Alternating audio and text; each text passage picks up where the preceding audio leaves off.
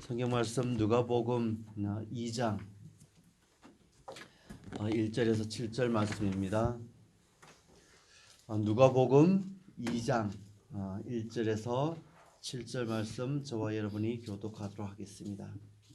누가복음 2장 1절에서 7절 제가 먼저 1절 말씀 읽도록 하겠습니다. 그때에 가이사 아구스도가 영을 내려 천하로 다 호적하라 하였으니 이에 보증은 우리가 수리한 성경이 되었을 정한 것이라. 모든 사람이 호적하러 각각 고향으로 돌아가매 이것도 다윗의 부임으로 갈릴리 나사렛 동네에서 유대를 향하여 베들레헴이라 하는 다윗의 이름으로 그 약혼한 마리아와 함께 호적하러 올라가니 마리아가 이미 잉태하였더라. 거기 있을 때 하늘나라에 참아서 같이 읽겠습니다. 첫 아들을 낳아 강보로 싸서 구유에 누웠으며 이는 예관에 있을 곳이 없음이라. 아멘.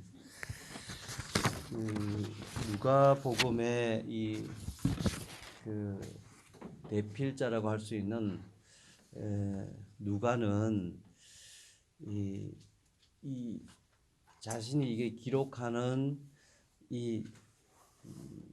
그 전체적인 예수 그리스도의 오심에 대한 그리고 그 사역에 대해서 소개하는데 로마의 그 당시의 패권국이라고 할 수 있는 로마의 그 역사와 연관지어서 기록하고 있는 것을 알 수가 있습니다. 그래서 오늘 1절 말씀부터 읽었지만은 그때에 가이사 아구스도가 영을 내려 천하로 다 호적하라고 그렇게 포령을 내린 거죠. 그래서 이 예수님이 이 땅 속에 등장하는 과정이 그냥 신화적인 그런 이야기가 아니라 역사적인 사건이었음을 이 누가복음을 통해서도 확인할 수가 있습니다. 본문에 소개되고 있는 이 아우구스도는 로마 황제 중에서 우리 역사책에서 배웠던 그 원래 이름이 가이우스 옥타비우누스예요. 그래서 이 로마가 그 당시 그 주변 국가들을 통치하고 있던 그런 시대입니다. 이 그 옥타비니우스는 로마 원로원에서 그 칭호를 우리나라도 옛날에 보면은 뭐 그 전공을 세운다든가 큰 업적을 세우면은 무슨 공 이런 식으로 붙여 주듯이 이 원로원에서 그 이름을 옥타비우누스에게 붙여 준 게 아우구스투스라는 그런 호칭을 붙여줬는데 이게 무슨 의미인가 하면은 그냥 짧게 이야기하면 존귀하다는 그런 이야기인데 위대하고 고귀하며 지극히 숭배받을 그런 자라고 하는 그런 의미의 호칭을 이 왕에게 붙여줬어요. 근데 이 옥타비니우스가 사실 통치를 할 이 기간에 이 로마는 상당히 이 화평한 그런 시기를 살았던 시대입니다. 이 사람이 상당히 현명하고 또 정치력도 있고 또 행정력도 있고 그래서 그 많은 어떤 위성 국가들을 다스리는 데 있어서 탁월한 어떤 리더십들을 발휘했던 사람이 옥타비니우스예요. 그래서 이 사람이 그런 정치적으로 그 시대적으로 그 로마를 이끌어 나갔던 그런 왕 중에 한 사람입니다. 그래서 이 사람이 그 권력을 잡고 나서 무수하게 여기저기서 내전이라고 할 수 있는 그런 전쟁들도 다 끊어지고 이제 문화적으로 또 국가적으로도 많은 부를 쌓고 했던 그런 시대의 사람입니다. 나중에는 이 사람이 자기가 신적인 존재로 그렇게 격상을 시켜 그렇게 숭배하도록 자기 그 정교부라고 할 수 있는 율리우스부터 시작해가지고 완전히 그 신적인 사람으로 자기가 하나님인 것처럼 그렇게 영적으로는 그런 사람으로 드려졌던 그런 인물인데, 아무튼 예수님의 나심이 그러한 역사적인 배경 가운데 이 팔레스타인 지경 유다에서 어떤 일이 있었는가를 오늘 누가복음은 소개하고 있는 것을 보게 됩니다.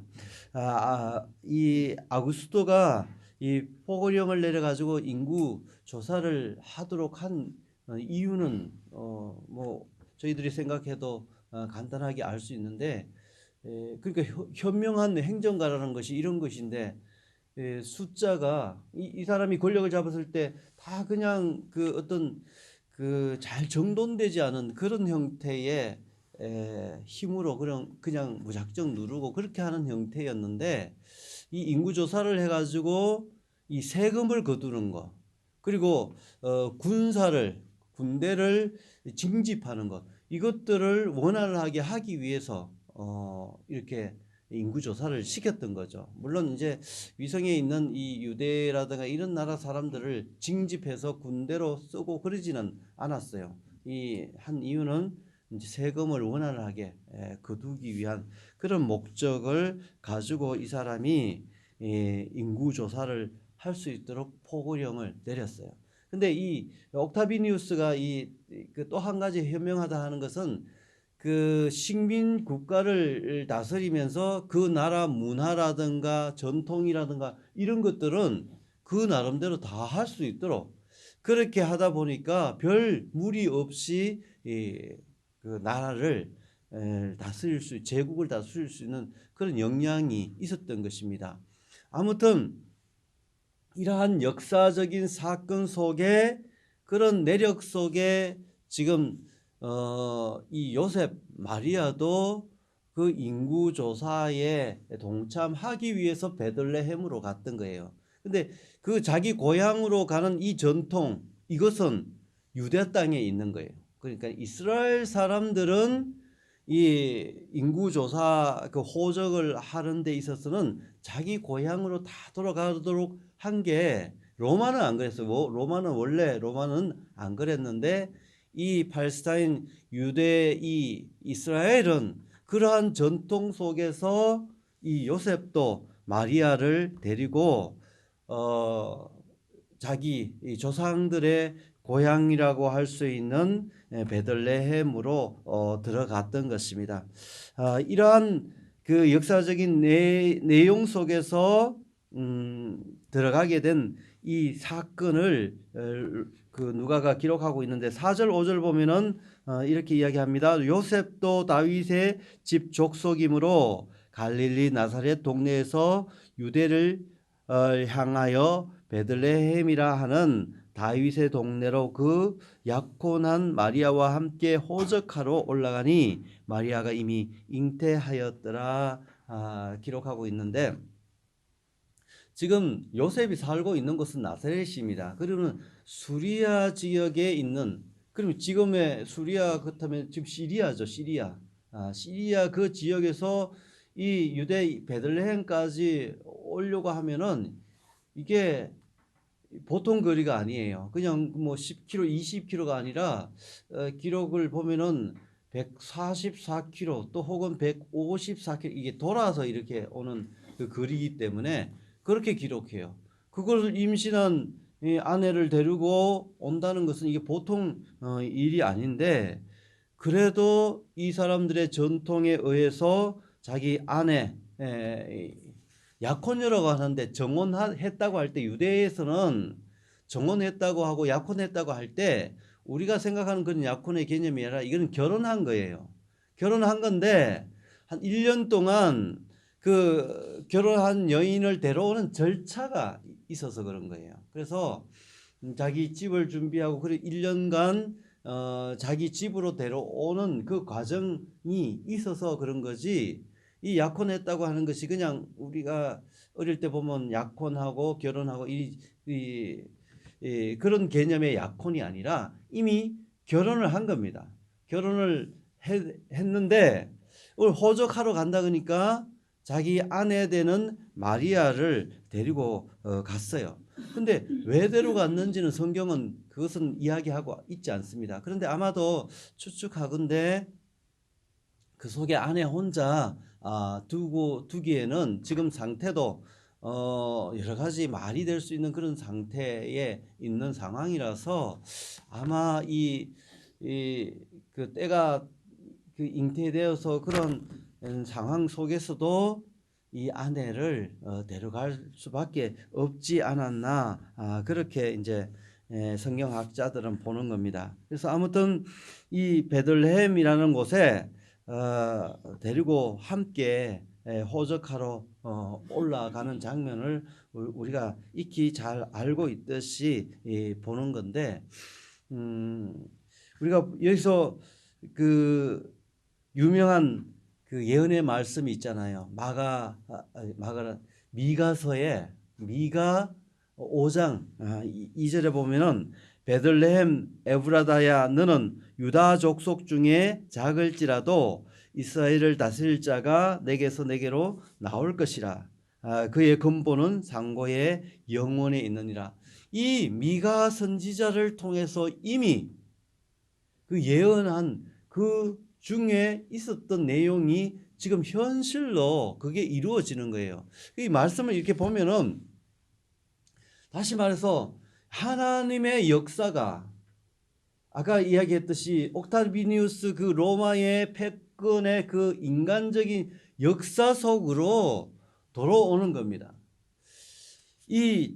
그 하나님께서는 하나님의 종들 무수한 선지자를 통해서 이 땅에 구주 메시아가 날 것에 대해서 여러 번 구약의 그 무수한 말씀 속에서 이 땅에 메시아 구주가 오실 것을 이야기했는데 그것이 어떠한 형태 어떠한 방법으로 오실 것인가에 대해서는 구체적으로 사람들이 다 알지 못했지만은 이미 예고된 준비된 오심 이 땅에 오심 하나님의 계획 속에 오시는데 여기서 우리가 바라볼 것은 이것이 그냥 하나님 혼자 동떨어져서 일하는 것이 아니라 하나님은 이 사람의 역사 가운데 그 시대를 이용하고 그 역사에 사람이 세운 듯하지만은 하나님의 역사의 수레바퀴 속에서 하나님이 폐하기도 하고 세우기도 하는 그 역사의 한복판에 이 땅에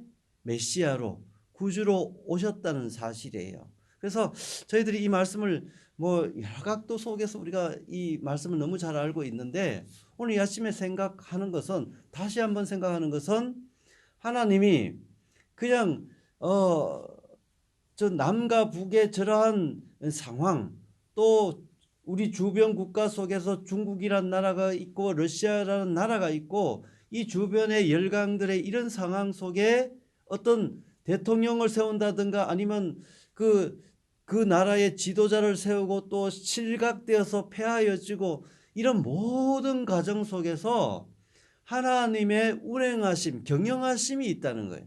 그것을 이 아침에 다시 한번 우리가 생각하고 정말 왜 저럴까? 왜 이럴까? 우리가 막 답답해하고 그 역사의 그 현장 속에서 남과 북의 그 지금도 갈라져서 저렇게 하는 그 모든 진행되어지는 것 속에 하나님의 개입하심과 인도하심이 있다는 그런 것들을 이 말씀 속에서 다시 한번 우리가 생각해 볼 수 있는 것입니다. 이 옥타비니우스가 뭐 미가서 5장 2절의 그 말씀을 성취하기 위해서 자기가 그 인구조사 포고령을 내렸겠어요? 그렇지만 자기는 자기의 통치의 관념 속에서 그렇게 한 일이잖아요.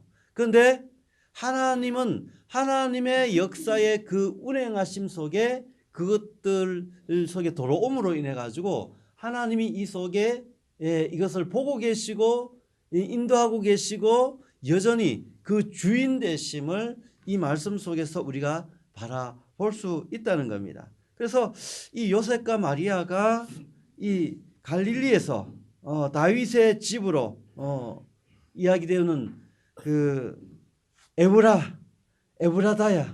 그 에브라다야는 베들레헴의 옛날 이름이에요. 그 떡집이라는 이름이 그런 것을 가지고 있는 그런 이름이잖아요.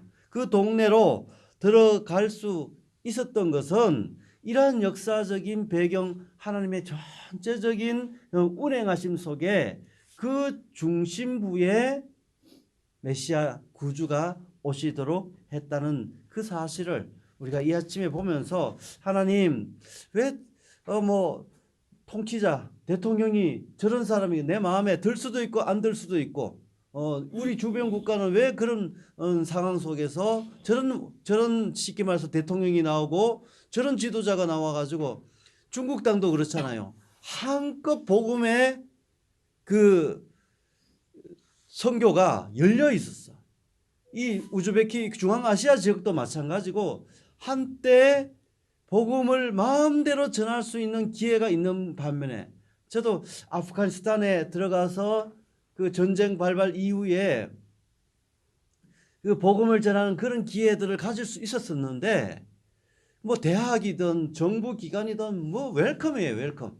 그냥 저희들 같은 사람들도 카불에 있는 카불 대학이라든가 이 국립대학 총장을 만나고 그리고 그 속에서 별거 아니에요. 그냥 컴퓨터 몇 대 그렇게 기정하면서 그 속에서 저희들은 복음 선교를 할 수 있는 기회를 주셨거든요.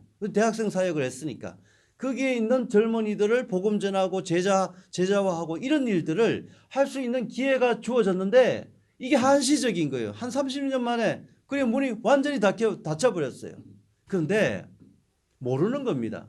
거기서 뿌려놓고 거기서 길렀고 거기서 세워졌던 하나님의 사람들이 어떻게 자라고 앞으로 그 속에서 어떤 역사가 일어날지 모르는 거예요. 중국 땅도 마찬가지예요. 주계장막이라고 했던 그 땅이 막혀서 복음이 사라진 것 같았어요. 그런데 하나님은 공산 이 사회주의 사상을 싹 통해서 그 많던 그 우상 숭배와 그런 것들을 다 싸그리 그리고 각양각색의 방언들이 있어서 복음 전하기가 참 어려웠는데 중국어라는 그 하나로 통일된 언어를 통해서 그 속에서 와 물밀듯이 복음 전할 수 있는 그 은혜가 미국은 80년대 초부터 들어갔으니까 저희들 우리나라는 90년대 초에 이제 중국 선교가 그 막 불일 듯이 일어났는데 그 속에서 복음 전할 수 있는 그래서 중국 인구의 1억 명 정도가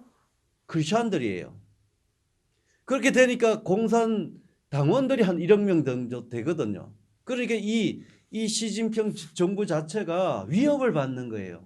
그러니까 2015년 제가 중국에 들어갈 때 그때쯤부터 이 시진핑이 점점 교회를 쪼이기 시작하고 예전에 다 알고 있었거든요.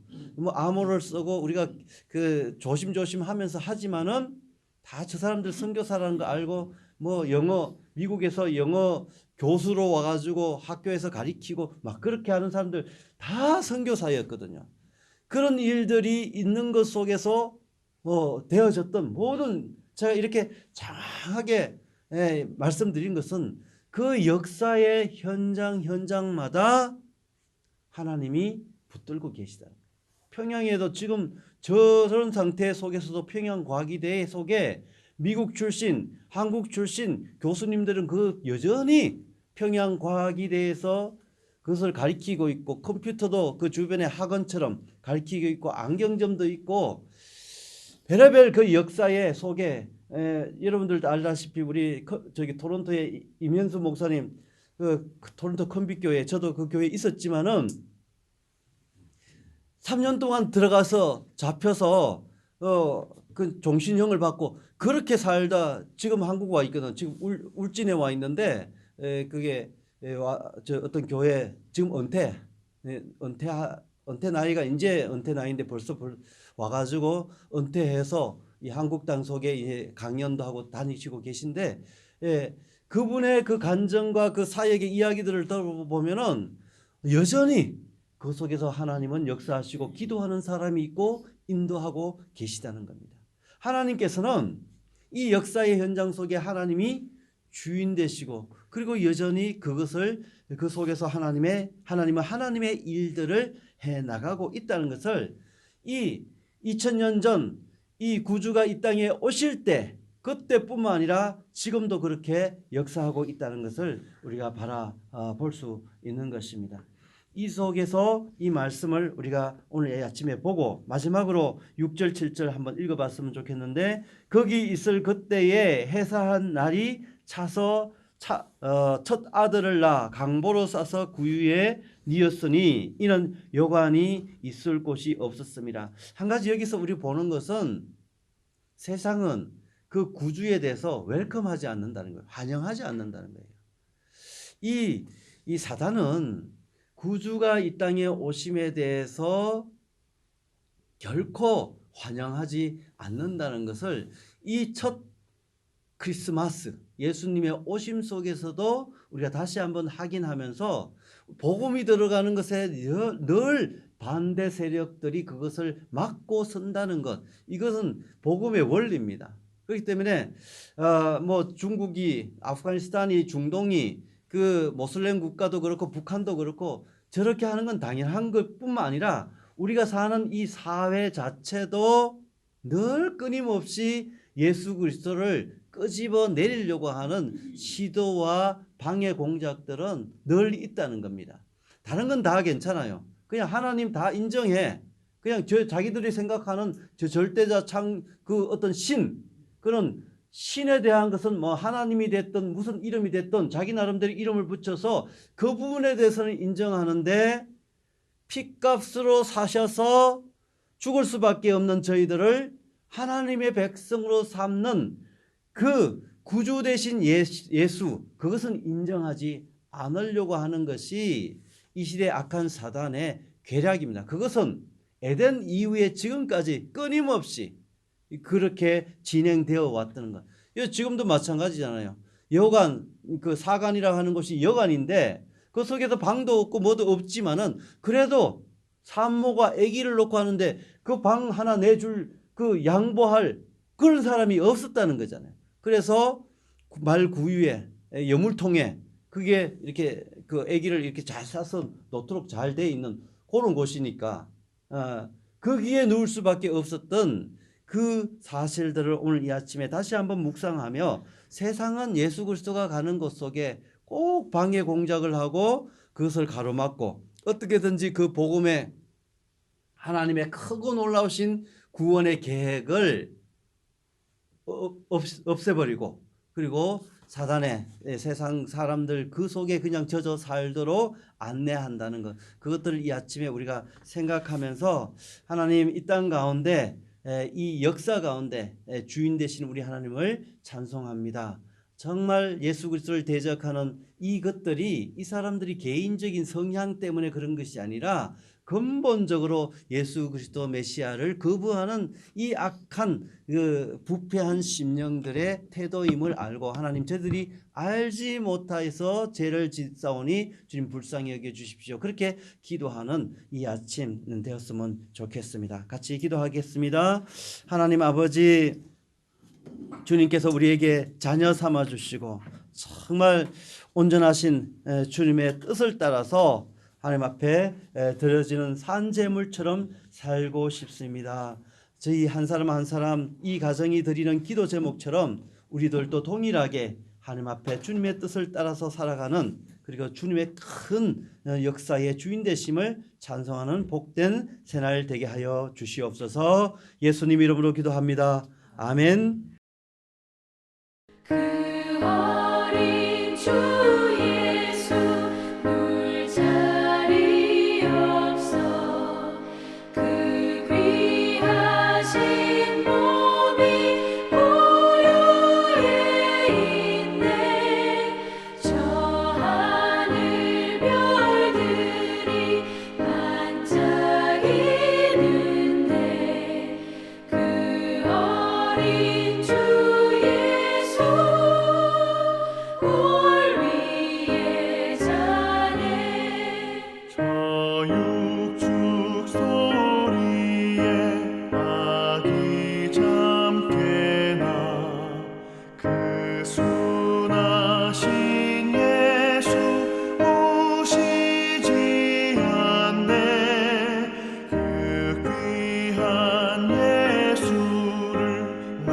사랑하니 새날이 밝도록 함께 하소서.